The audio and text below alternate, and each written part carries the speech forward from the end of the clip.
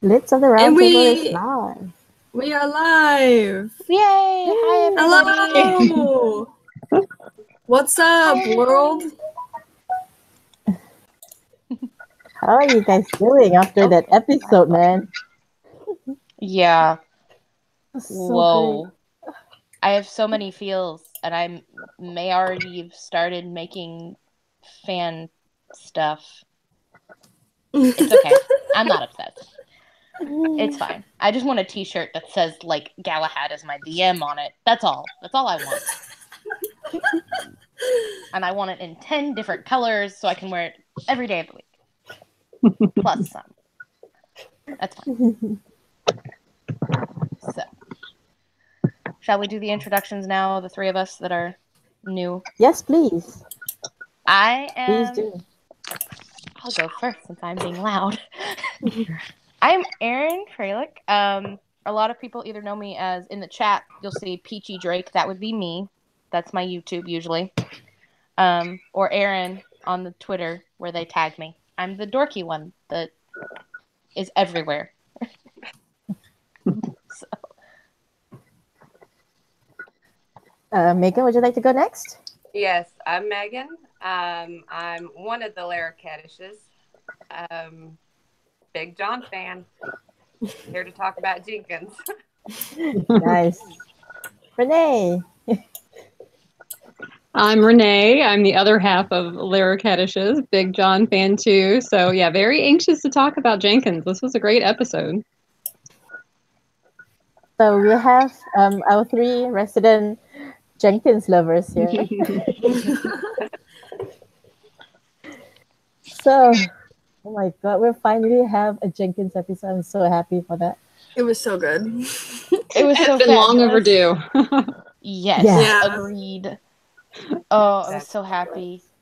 I loved him talking about Camelot, though. Just, be still my beating nerd heart. We asked for more Camelot, like more Arthurian stuff, and they delivered so well. They did. So They happy. did indeedy do.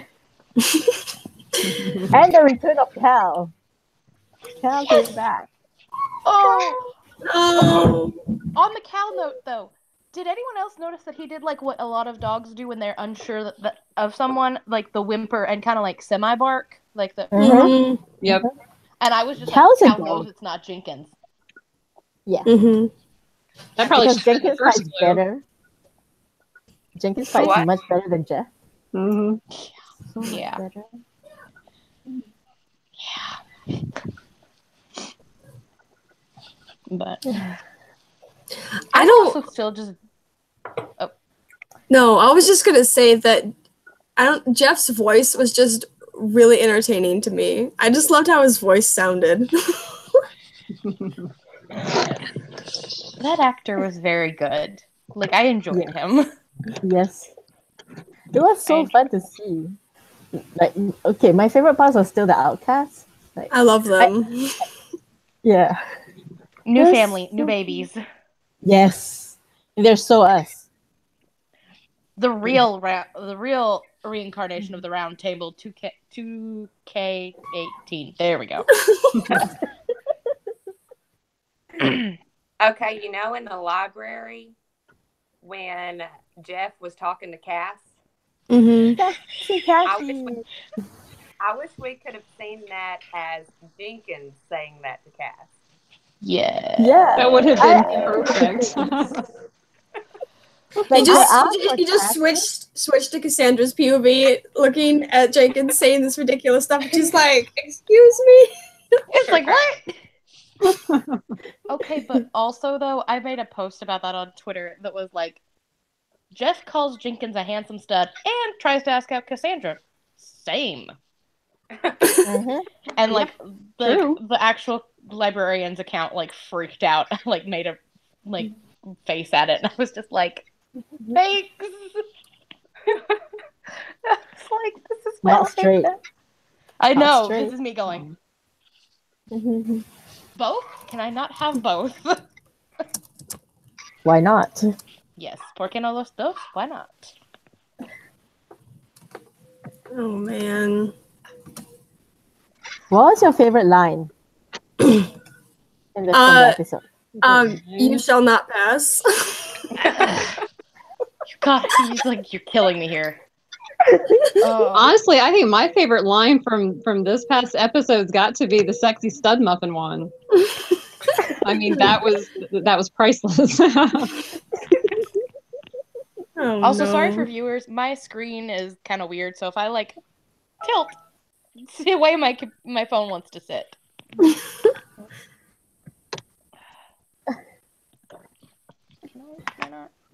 I'm trying to answer your question. Huh? What was your favorite line from the episode? Oh. Aside from the stud muffin one. Yeah, you took mine, Renee. Us choose the same one? Never. Not really a line. I like the whole DDR thing. It just, it showed Jenkins coming out of his little box. But then again, we know Jenkins have danced before. He has danced before with the CBGBs. Oh, and that was the dancing naked with the magic tramps at CBGB's. Exactly. Oh, and what was the other one? Snake Hips Tucker? Yeah. I think it was. Yeah. Mm-hmm. Yeah, Snake Hips Tucker. That's right. So we know that he's done some serious dancing. So I was watching that and I was thinking, well, that should be a piece of cake. Yeah. All he has to do is just follow the lights. And if anybody has seen Snake Hips Tucker dance, then this one, stepping on little lights on the floor, was definitely a cakewalk. What was your favorite line, Becks? My favorite line, I don't know. Probably the muffin one that he said when he was seeing himself in Jenkins. It was like Good muffin. It was so much fun. But I wish too that we have gotten to see Cassandra see Jenkins asking her out. Yes. I know, right? Like I asked for Caskins, but not like this. Yeah. Not like this. And then Cassandra would say the same thing. Yeah. Excuse me as I move around. I'm trying to plug my phone in because it just told me, hey, I'm dying. Yeah. I can't. The D&D stuff was just great. Okay. D&D is like my other big obsession besides the show. And it was really fun to see it, even though I was having so many problems with the details. Because I was like, you don't roll with the fireball spell. The enemy has to roll a saving throw. Yeah, I know. That was Oh gonna be God, my that question. Poor dude. I don't play that game, so the people that are talking about the things that were wrong, it's like, what are some of the things that were a little off with that? Well, the fireball spell, for one. When they were describing the characters, they weren't like exact classes, but it's whatever. I loved that all of the Librarians characters were in the game. It was great. Yeah, that was sweet.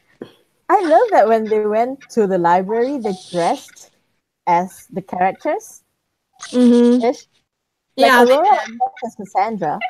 Yeah, then he was Flynn and Jake. They were Flynn and Jake and Cassandra. Yeah, Flynn and Jake. Yeah. Flynn, Jake, and I Cassandra. loved it. That was so good. And then Jenkins. I need to pay more Still in attention to clothing, I starter think. outfit. Jenkins' starter outfit. Just he's like, I'm not taking out of this dude. I don't want to see him naked. This is fine. He's like, I'm just gonna stay in this eternally. Oh, also, my favorite line is a tie. The one where he's telling when they were all talking in that group, and asking him about Camelot, and he goes, "I was neither a guardian nor a librarian, sort of on the outside looking in." Mm-hmm. Like, just because that resonated with me really, really strongly. And then also, right after the dance thing, he's like, "Well done." but if any of you mention this, I will end you. Just because he was just like so happy and then just instantly went, I will kill you. Okay? Good. Which is weird Move because on. they all know he danced before. Like, I bet know, he but still has like, some random visions of him just dancing naked But at the CBG also, games. the reason he might have been so against it was he was immortal when he danced the first time, so he didn't have any joint issues. So dancing again as like a full older man might have been like, oh god, this looks painful. Possibly. Good point. So, because I know that's why my dad complains when I like drag him to anything movement related, and my dad's like a 60-year-old plus old man, and he whines and complains. Love him though. So. Oh, hey, Noveli just mentioned on the chat that Serena betrayed Jake and published something about the librarian and library. No, not really. I think yes, because they even said she rescinded it, right? Yeah, she pulled the articles. She didn't publish it. She pulled the ones that she had already published before. Mm-hmm. Yeah. I really think that since we had 2 episodes of rando people finding out about the library, I feel like in the finale is the library is going to go public somehow. Yeah. Because they're building up to it. Because they can't keep it secret very much longer if these rando people are finding out about it. That's kind of what I've been saying with these people now. The library has been a secret for so long that all of a sudden now these public people are finding out about it. And it's like, how are we supposed to know that they're going to keep their mouth shut? Especially the recorder? I'm going to be hearing the voice of Kira for a moment. Because I watched the old Librarians movies. I think it is going to go back and hearken to them eventually, hopefully. Like, my theory and hope is that the library is going to become reality again. Like, it's actually going to become real. And they're going to have, like, clerks and stuff. And, like, multiple staff, not just small, tiny staff. Yeah, because that's true. In the movies, it started out a little bit different. It did seem like it was sort of more public. Yeah. Which is funny because in the movies they had the military guarding the library, so I'm surprised Dosa didn't know about it in the first place. And also, can we talk about how WikiLeaks released files on Dosa? Oh yeah, WikiLeaks strikes again. WikiLeaks, woohoo! I honestly just hope it's what was his name? Bannon? Was that the guy from the camp? I don't remember. Yeah, I don't remember his name. Eve's cute little Dosa brother. Yeah. That was very upset about Eve just being in his space. Tannen. I kind of partially hope it was an accident on his part. Like, he accidentally hit the wrong button and it went to WikiLeaks. He's like, oh, shame. Real shame. It's like, oh dear. Look what I did. Agent Tannen. Yeah, maybe, Tannen. Like, oh my god. That'd be hilarious. Like, Eve that would not have done this. Well, I love I love this season. It's so good. It's great. It's amazing how much data they have on the librarians, though. Like, they have pictures and all that. Oh yeah, I was kind of like Shrine. He was like a stalker. Yeah. I'm surprised he even knew that he even got a picture of Jenkins with how little he goes outside. Yeah, I was like, dude. I'm just like, if I'm not wrong, that picture might have been from the Sam episode. Yes.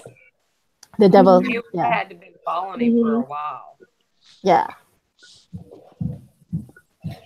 So doesn't that one go back like not last season before that? Season 2. Yeah, season 2. Contract? Yeah. Yeah. Yeah. So he has been watching him for a long time. Mm-hmm. Jeff, the original Stan. Yep. Oh man. I did like how they had it be Asmodeus because Asmodeus is in D&D as a villain. So they were like, hey, it's a villain in both the things that we can go with. I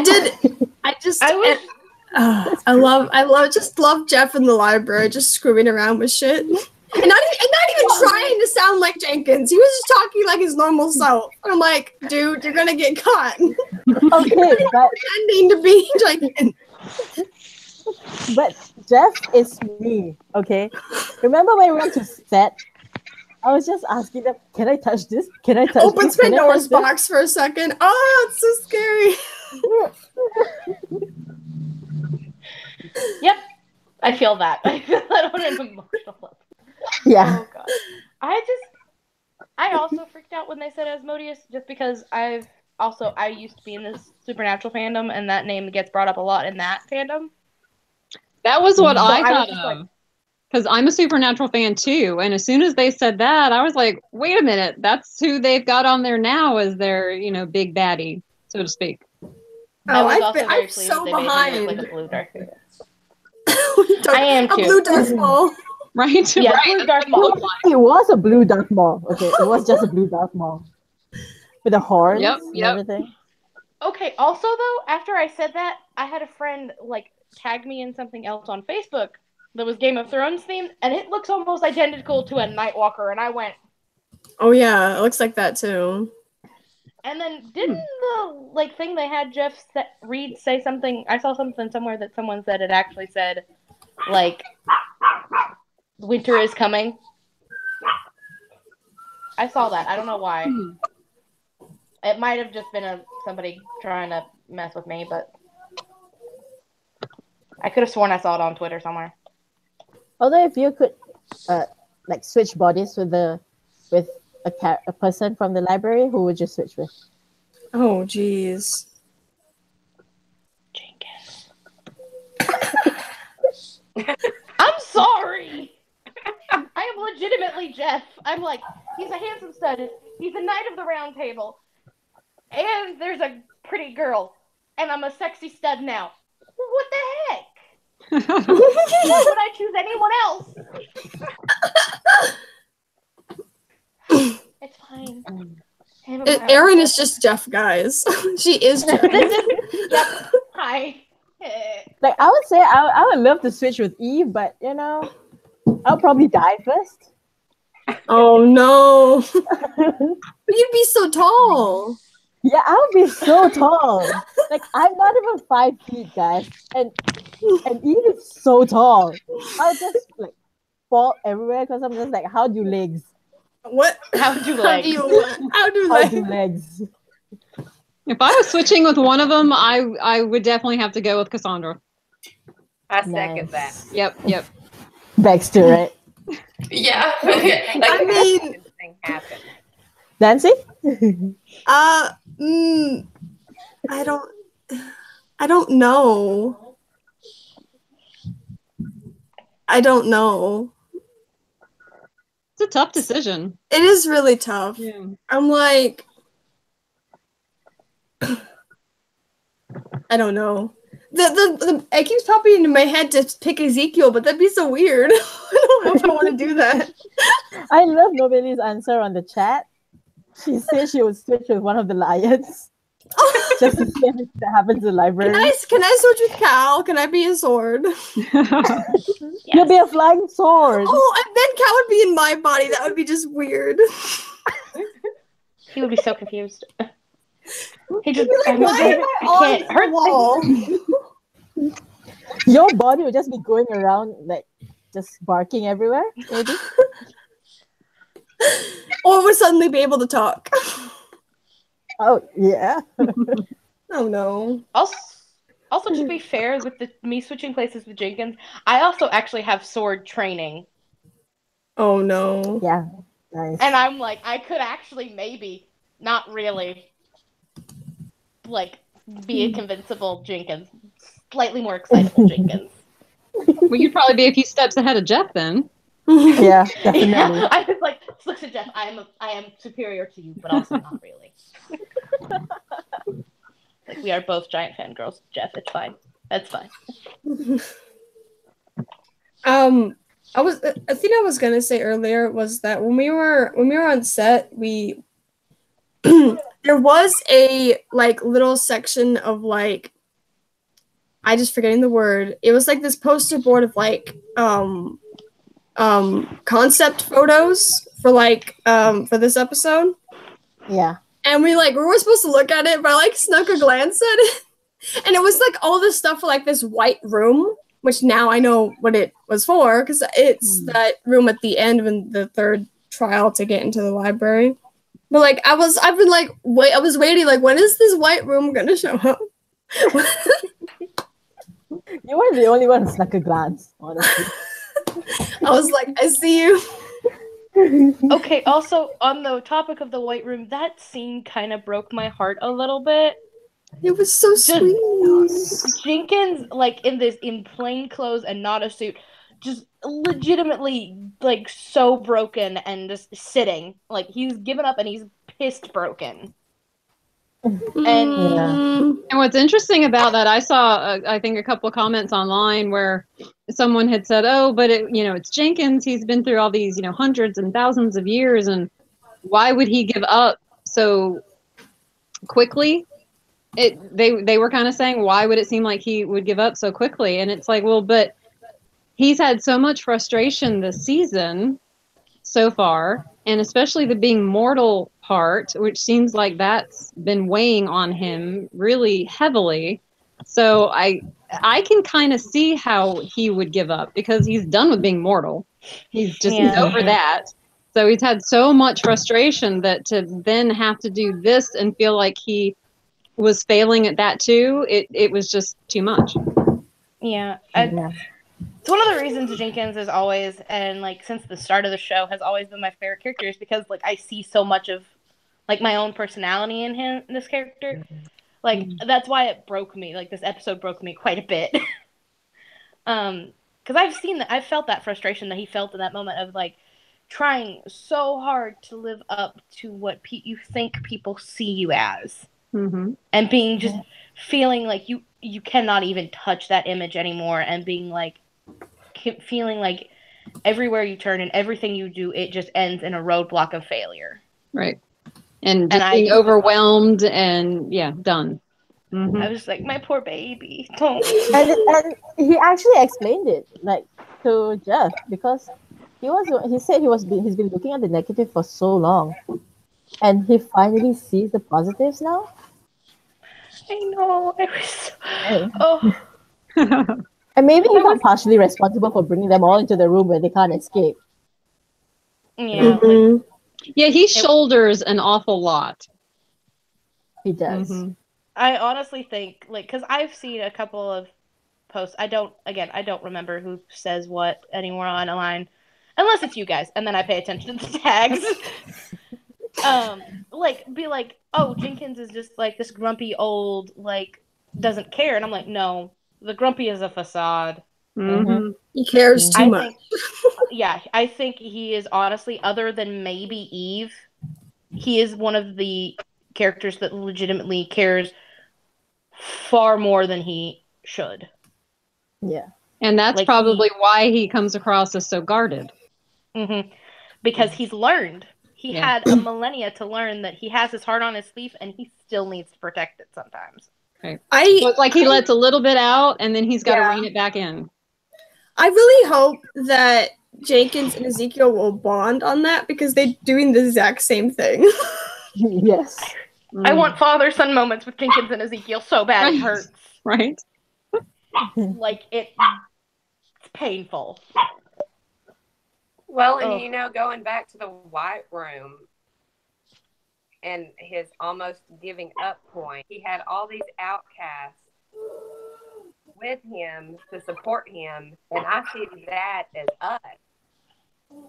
And, we joined this fandom family, and when we hit the point that Jenkins hit in the episode, all of us are here to back each other up and pull each other back to where we need to be. Yeah. Yep. We just show up and tell stories of cute little bunnies. Yes. Okay. That was the best turn of events. That's not at all what I was expecting. Like once those three started like giving him looks, like they all three shared looks, I assumed he was gonna like give some kind of inspiring pep talk, not a bedtime story. I wasn't expecting the bunny. And I legitimately was like, I don't want anyone to give me a pep talk ever again. If you're not giving me a cute, inspiring bedtime story, then you get out. Now I can't decide whether to use just keep hopping or just keep swimming. I know! My brain kept going, Just keep swimming. just keep swimming. Just keep swimming. Swimming. Oh, that's one of my favorite little lines right there. Oh. But just Jenkins accidentally slamming his fist down and then going, oh crap, no, I fixed it. And then they all just join a little bitty tiny circle group of slam your hands down. And It feels like when they were doing that, I don't know why, I just suddenly remembered about Eve and her little drum circle. yes, Yeah. they did Eve's drum circle finally. They did Eve's drum circle. And Eve wasn't there. I know, they gotta redo it. Okay, speaking of Eve though, as soon as like they got Jenkins fully back and Eve like came over to like hug and kiss his cheek, my heart melted. Because I was just like, oh my god, it's literally like, again, the Jenkins is literally my favorite character, but when I saw that, I saw so much of my big sister and I when like I do stuff and then we go visit my sister and she gets so excited to see me. And then it's just, I was just like, oh, I'm a puddle if anybody needs me. That was so cute. I love those two, especially their relationship. Because they are like I've sister written and brother. so many things about it. Mm-hmm. Because Jenkins finally has a sister that actually cares. Hurts. I love it. But at the same time, I was a little let down that it wasn't Cass who came up and kissed him on the cheek. I will agree on that. But also, like, in defense of that, she probably was kind of just like, oh, so many things happened while you were not in your body, and I'm just so concerned. Like, I don't want to know what's going on anymore. Maybe she was still feeling a little bit awkward. Yeah, she was just like, I'm so happy to see Eve though, because we haven't had a lot of Eve and Jenkins like scenes this time. I know. And I love like we had a telephone one. And yeah, not really a lot of that. Okay, that telephone really thing though, with Eve and Jenkins, it was literally like the sister going, I need you to get my child back. And he's like, I will not bother my girlfriend, hush. I was just like so excited about that. So, what else in this episode? Oh, my favorite thing about this episode, like most favorite of favorite things of this episode, was Aurora. The fact that they have a woman of color, plus size, and they said nothing about it and act like as if it's just normal. It happens every day. And like, yeah, sure. Be Still My Beating Heart Aurora was my favorite thing on the planet. I've never felt so gay in my life. I was just like, yes. Looks at Jeff. Look, good girlfriend. She was pretty awesome. I loved her. Mm-hmm. I felt as if I had so much representation in Aurora. Like, nice, yes. And honestly, I would have done the exact same thing as she did and run straight into the tree. Right? Yeah, same. That was the moment where I was just like, oh, yes, she's perfect. Oh, yes, that's me. Yep. I like the ring pops myself. Oh, yeah. I thought that was pretty cute. It's a freaking throwback, man. Where did she get ring pops nowadays? I the black market. I might have a bunch of them You in still my do? house. Yes. Where did you get them, man? It's so hard to find. Actually, there's a place near my house, and there was one in Portland called the Dollar Tree. Mm. Oh. You can buy 4 of them for $1. She had 3 though, I think.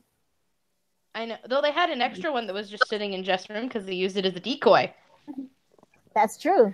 So they bought 4 for $1. Yep. And I'm just like, I eat those a lot still. It's fine.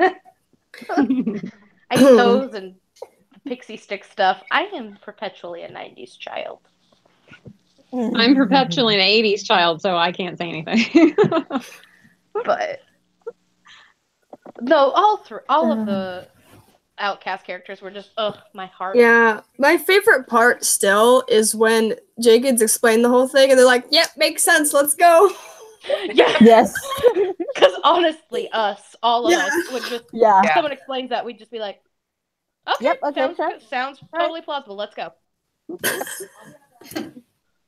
Go save the world." But I don't know if I should be the one to save the world, but let's go. Yeah. I mean, sure, we'll try. Give it a it's kind of what happened in episode 1 with the librarians that we have now. They were like, "Oh, magic is real. All right, well, let's go." Yeah, let's go. Yeah. Yep. Throwback. Oh, and then that brings up another good point. Jenkins training them, the way that he didn't want the librarians there initially was packing their bags and getting their tickets and ready to send them on their way. And then this time he's these strangers that aren't librarians, he's bringing them in, he's, training them as, best he could in order to help them, which I thought was kind of nice. It showed a big turn in his attitude, I guess, how he looks at that. And then at the end, that kind of coming full circle when he was taking the pizza over to them to play. It's like, I loved that because he had been so secluded and so isolated and chosen that to then choose to do something else and to go hang out with these other people like that. I love that. I thought that was great. I love that he's playing with them. It's so great. Yeah. I love that he demanded to be DM. Yes. Okay. Situation. That whole ending, like from as soon as after he interacts with his librarians again, and they're just like, "Oh, we're glad to have you back," and he just goes, even the part where he goes, "People are actually delightful if you give them a chance," and I just went, Jenkins, what? What? You actually like people now? But then he goes towards the globe and is like, "I have an appointment." It's not like he's gonna an appointment, which in my brain to Jenkins would means he has to do it. There's no ifs, ands, or buts. He's going. Mm-hmm. And the fact that he goes, looks like he's gonna go just door to their house, and then a split second of no, I'll drive and get them food. Maybe a little bit of that mortal side was kind of taken over there for a minute. And the fact that he remembered the Werther's originals for Jeff's mom so that she'd leave them alone. Murdered me. I was like, "Oh, Jenkins, look at you being a good guest." He's so thoughtful. And then they were all so excited to see him and literally just pushing over "Yeah, no, you keep getting things inaccurate. Move over. I am now DM." And just the one guy, black dragons breathe fire, just like everything else. Spew acid. Jenkins was so offended at the inaccuracies. But guys, I were him, I would be too. But guys, D&D, they want the variety. Every color dragon is a different thing. It's cool. Yeah. As someone who's in D&D and has pretty much made exclusively Dragonborn characters, yeah. It's fine. I'm not obsessed with dragons. It's totally fine. I love dragons so much. But how many pop culture references do we get though in this? We had obviously D&D, Harry Potter, Lord of the Rings, Lord of the Rings, Star Wars. Do we have Star Wars? Oh yeah, we need to talk about the Star Wars bit. We need to talk about that lightsaber. I loved it. Really I want to know where Jeff got it because I want one. I mean, that was one of the first promo things we saw at the beginning of the season. Mm-hmm. I still have him as Jedi Jenkins on my phone wallpaper. Yep. Same. The one that you made is currently the back of this phone. Oh, nice. I have him as my home screen and then Star Trek Captain Janeway as my lock screen. It's fine. Nice. I am literally just wife, husband. But yeah. Jenkins! Oh, love that one. I can't Got show Jenkins everybody on mine, this too. one, but what is Seti's is mine. That edit came so fast. I But, was so happy yeah. when you showed me that edit. Like when you were like, "Hey, Aaron, here's this," and I screamed. I screamed out loud in the middle of my house, and my mom was just like, "Are you okay?" And I was like, "I'm fine. It's fine." One of my friends is just amazing. That's all. Nobody asked. I had the same question as well. Like, how did the lightsaber stand against the sword for so long? That is a really good lightsaber. It's a very shitty sword. I actually have an answer for that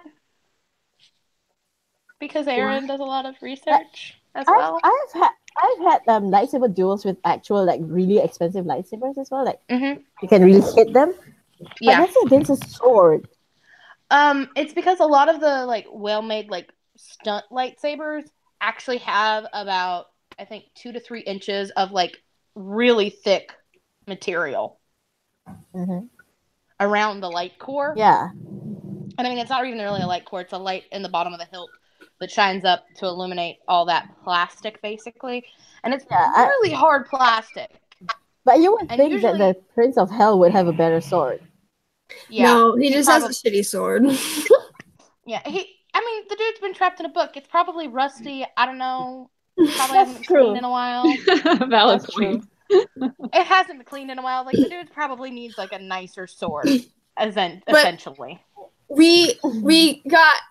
They actually talked about Merlin, and I lost my shit. I was like, Merlin! That's the thing. Talked about also, him. That got me, like, his description of Arthur, and I'm just like, that's probably how he sees Flynn. He's like, you're good, but you're fucking annoying. And then the Merlin... Oh, sorry, I wasn't supposed to curse. I just remembered that. I'm sorry. It's alright. And then the way he described Merlin, and I'm like, he sees Cassandra that way. There's no doubt in my mind that he's, like, cooler than you can think. Like, imagine. And I'm like, boy, you need to chill. This whole he has his own reincarnation of the round table there, so... Yeah, and I've made posts on that on my Tumblr. I think most everybody here has seen, at least the main people that follow me. I don't know. Of like, because I am literally. This is why Kira and I think get along well. I really like knights. If anybody can tell by the fact that I have a knight book. Oh, nice. This is one of 10. This is one of 3 that I own on my research bookshelf. And I've done papers in college on the Round Table and King Arthur myths. So, I am a wee bit obsessed. Just a tad. Just a touch. So, and I get so excited when they talk about Camelot stuff, because I'm just like, give me more. Give me more. Yeah. This whole episode was like a love letter to us. I'm so happy for it. It was so good. And so next week we're gonna die. Yep. Yeah. The death. Like, hey, have fun this week because next week you're all gonna die. Woohoo! Yep. Do we want to go ahead and start talking about that? And then Primo for the next episode stuff? Or we want to talk some more about Jenkins? Is there anything else we want to say about Jenkins in this episode? Well, I know I still want more of Jenkins' backstory. I mean, the little bit that we've got little bits here and there, and I mean, this episode finally gave us a little bit more because he was talking, but it's not enough. I still want more. I want to know what happened. Like, how did he join the library? That's what I want to know. Yeah. Like, give me like in that his early story. days, how did it come about and stuff? And I'll be totally honest. I want to know more about Charlene. I want to know more about that because we have only been given little bits of information about her and him, and so that's definitely an area that I would like to find out a bit more about. Oh yeah. I just want to know more about everybody but Flynn. I mean, we've got enough history on Flynn to last us a lifetime. I would love 3 movies of history. Right. Yeah. Like, I love Flynn, but give me something more about Baird. Yeah. Like, it's minus like a few people that don't care for Flynn. I mean, I love Flynn. He's the original, like, he's the OG for me. Oh, gosh, Flynn is awesome. But, like, we have so much on him. It's literally like having an encyclopedia versus one chapter or less in a book. I think it's about time we meet Cassie's family. Yeah. Yeah, totally. Yes. Hashtag renew the librarian so that we can see Cassie's family. Yeah, hashtag renew so that we can actually get more backstory. Jeez. Yeah, man. Like, you can't leave us hanging like this. It's rude. Well, we saw Jacob's dad, and we've seen Emil's mom, and of course, Flynn with his mom, whatever it was from the movies, we saw him. So yeah, Cassandra and Eve. Have we seen anybody with Eve? Nope. No. Nope. So I'm Cassandra's waiting. information about. I need more information about Eve. Like, I need it. We've got snippets of information from everybody, and like again, we have the most information on Flynn. The next is actually, honestly, I think, tied between Jake and Ezekiel. We have decent amount of information on both of them, but again, neither of them have the whole picture yet. Mm-hmm. Either. Then Jenkins is right under them we've got some workable knowledge, but not, it's piecemeal. It is piecemeal as heck. And then we have even Cassandra, who we know just like 2 sentences about their backstory. That's basically it. And that's not and the rest is all nearly enough for my... So hint, hint for next season, writers of the Librarians. If we get renewed and we go to Portland, which I'm going to go to Portland regardless, I'm just going to straight up be like, Dean, you keep liking my posts. You need a new like assistant writer. I will just show up. You don't even have to pay me at this point. Right. At this point, I'm just like, Dean, you keep liking my posts. Please answer them. Yes. Like, I'm asking questions. Like, if Dean never likes them and doesn't even answer them. Like, The other night, the Jenkins episode night, like, I made, like, quite a number of posts, and Dean usually, like, I noticed on a lot of us, he likes a couple here and there, like, as a group. He was liking, like, a bunch of stuff Wednesday. Like, he liked almost all of the posts I made, and I was just kind of like... It's nice to know that he appreciates us so much. This is something that Megan and I have talked a lot about. Dean is awesome. Yes. I've been in quite a few, I'm sure that you guys have too. You've been in other fandoms where, you know, sometimes actors and other people that are involved with the show will play along, or they'll be responsive and reply to people on their social media and stuff like that. And other ones, you know, have nothing to do with anybody. And Dean has to be probably one of the best as far as keeping up with what the fans are saying, what they like, responding to people, liking things, you know, retweeting things. I mean, he really is just phenomenal like that. He really is. Mm-hmm. And I think it's portrayed a lot in this season. Exactly what you said. Yeah. Yeah. I just... Like, again, I have been in quite a few fandoms so far, and, like, yeah, I agree. Dean is... I've never seen, especially a director and a producer type person from a show, be so involved with, like, every part of the show, including its fandom. And that's what, like, endears me to him so much, and I'm just like, you are true life goals right there. That's which he liked that post I made of the Librarians as a show and as a fictional universe being life goals, and I was just like, hi. What are you doing? I have one last thing to say about the episode, though. Thing to say about the episode? It's like, it's really weird, but I feel like as if the library was helping Jenkins and the outcasts a bit. Yeah, they were the trials were very specific to them. Yes. To make it solve it easily. But that brings up a good point, though, because if the library was sort of helping them this time, isn't it the library that's kind of not going to be helping them in the next episode? Well, maybe it's because the library needs Jenkins back, like S. Jenkins. Like even Ray knows something's wrong with Jenkins. Aaron has a theory on that. Yeah? Aaron has a very strong harebrained theory. Oh. With what we've seen of the library and what we know of the library, like Jenkins even beforehand say it needs to be tethered for it to be good, right? And then the fact that there have been brothers picked, multiple people picked by the library before. Harebrained theory here. The library is not one singular entity. What if it has two sides? What if Ray is not the only consciousness at work here? Yeah, that's what I was thinking as well. What if there is like a good Ray is like the more positive outlook side of the library, whereas there may be a second darker entity mind. Right. The library is Jekyll and Hyde. Yes! I actually also made a name for it because, like, I was, again, harebrained theory. Aaron went real deep the other night. You guys are better than me. Yours only has two. Mine has like multiple, like entities of it, like manifestations of the library.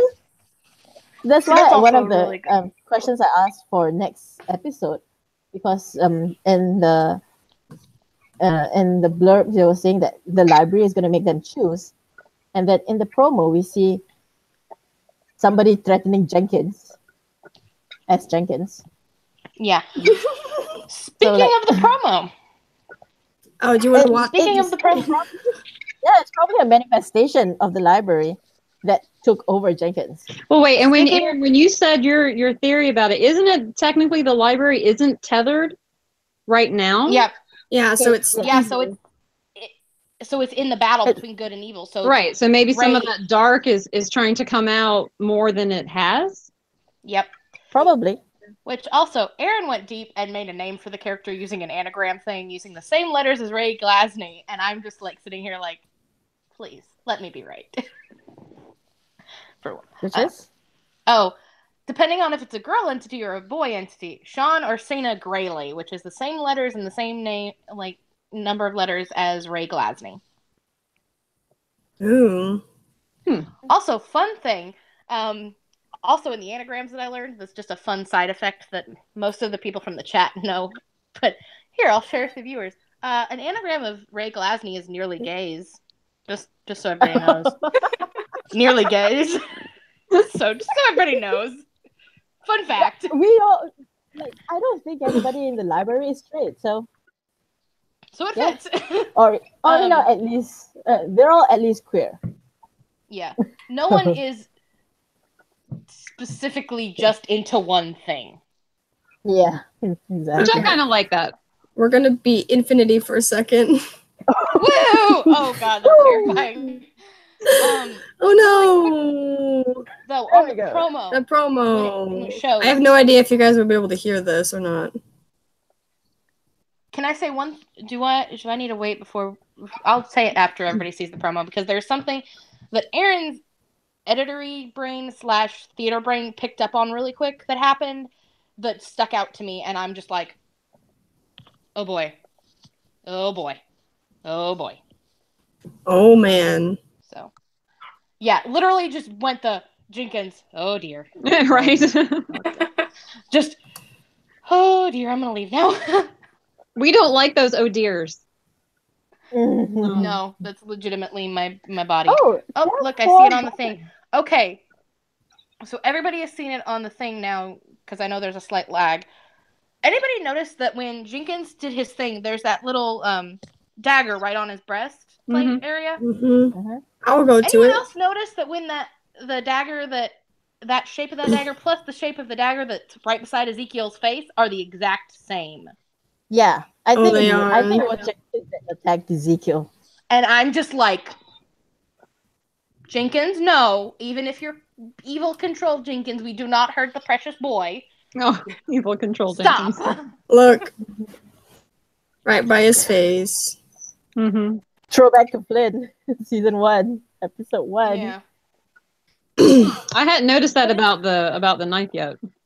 But the knives are the exact same shapes too. Like I Yeah, looked and I paused, and I I'm was just like, thinking that Jenkins got into the battle as well. I don't know why, but it stresses me out a little bit.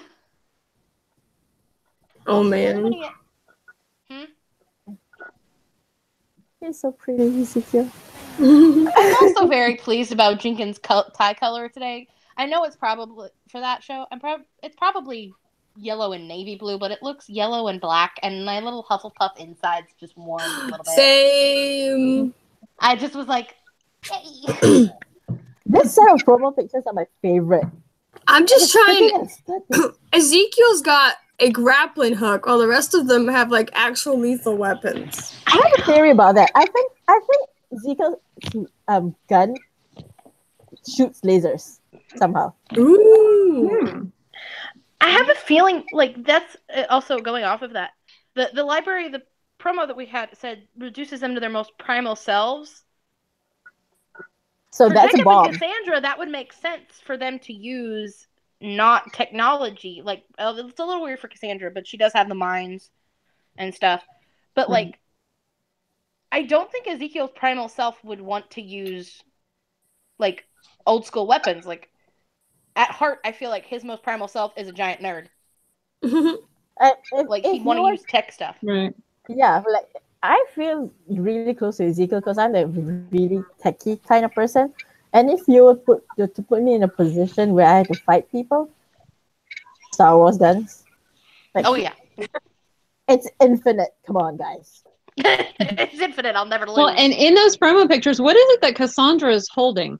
The one where she's like at the wall or whatever, and I think it's a bomb.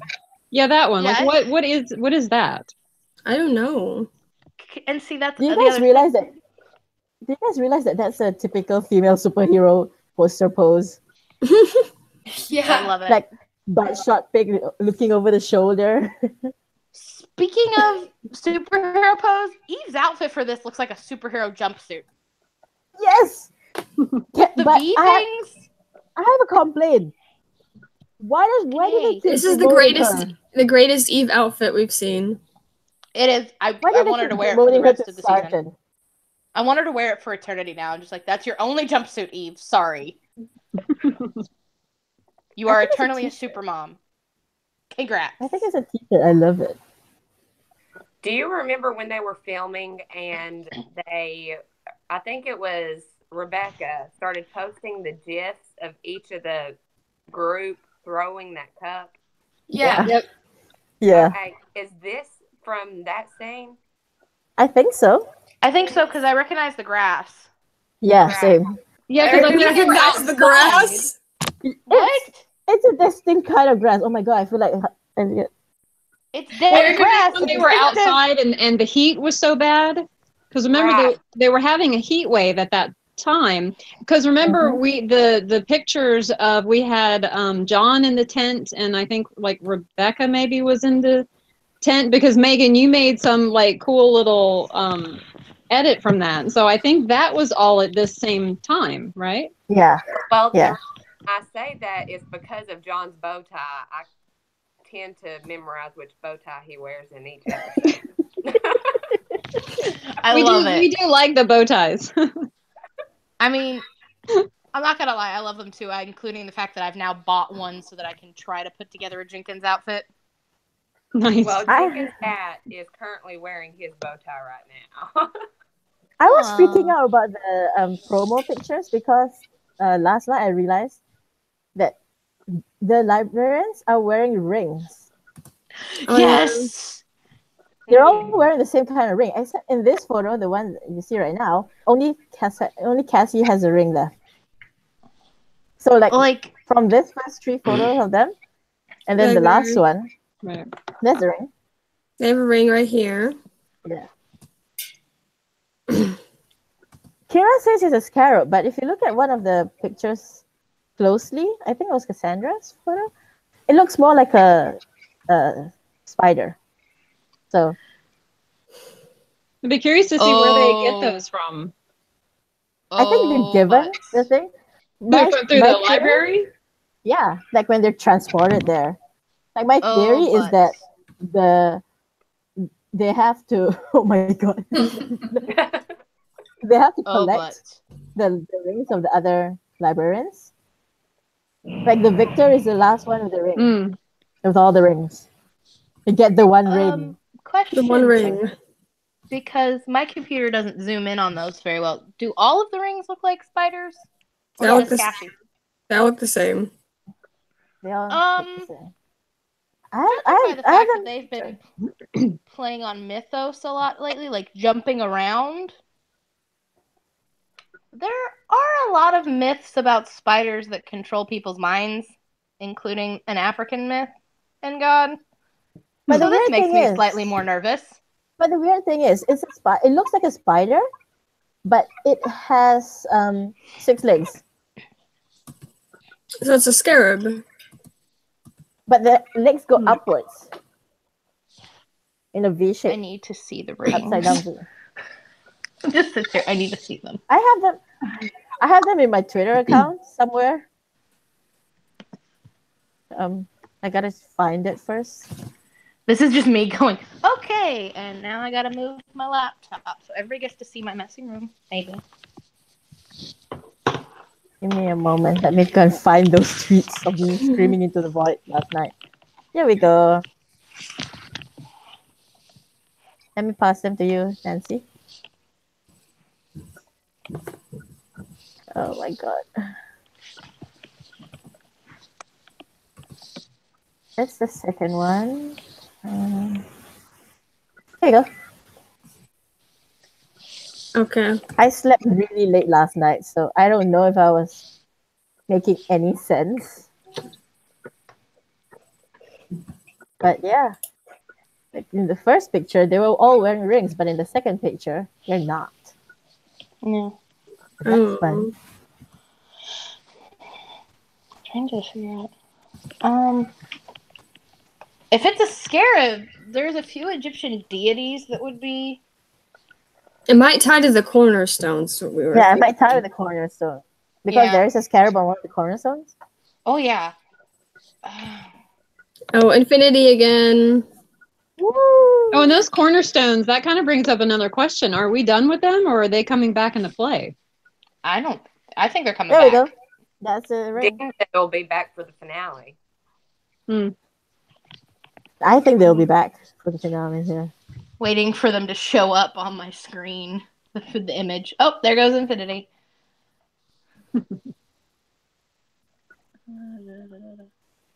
Yeah, so that's how the rings look like. It is. It's like a cross between a spider and a scarab. Yeah, which is so weird. Which, I mean, if it is a spider exactly, the ring itself could act as 2 more legs sprouting out from it, which, again, would make it spiderish. But... So this one looks like looks really much like a spider. It does. Yeah. It's because they're like their legs are upright instead of being so close to their body. They're like arched and then down. Yeah, it's like an upside down V. So that's normally for a spider, how a spider would look like. Mm-hmm. Which again, when the spiders are brought into it, it makes me think of an old African myth that I've read of. That's like the Anansi the spider kind of deal, who was a trickster, and makes me nervous. It's what it does. This episode makes all of us nervous. It makes Aaron extremely nervous. I'm so excited. Because Am I the only one who's excited? Guys, what if that's what it is? What if it is a trickster? Because we've seen gods before exist in this world. Mm-hmm. What if it is like an Anansi with spider kind of deal, taking over Jenkins again?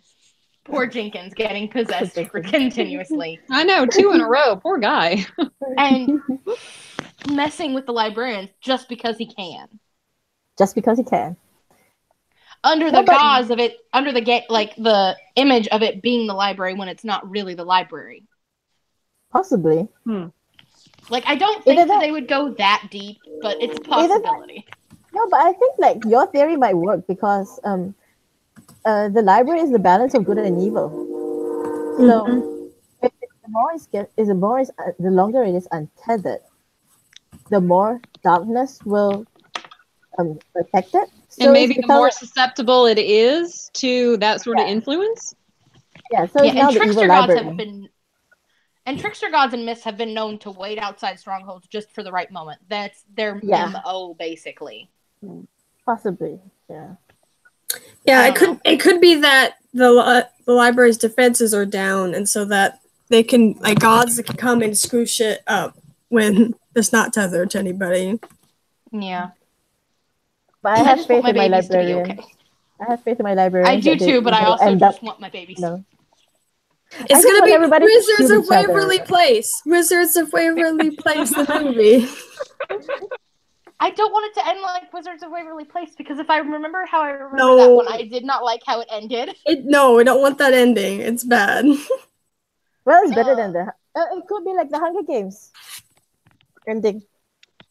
For both of them. I've never seen the Hunger Games. I don't know how that ends. They both eat the poison berry. They both eat the poison berry.